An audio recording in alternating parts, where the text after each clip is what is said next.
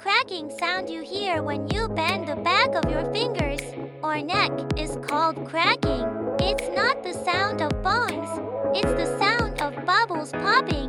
The joints are encased in soft bonds that contain liquid. Bending the joints creates pressure, creating bubbles in the liquid. The sound of these bubbles popping is a cracking sound. When these bubbles burst, some would say a ton of force is applied, but the soft bones in the joints have no sensory nerves, so they don't feel any pain. The reason for this clicking sound was discovered in 2018, and surprisingly recently, a French researcher explained it and published it in a world-renowned scientific journal.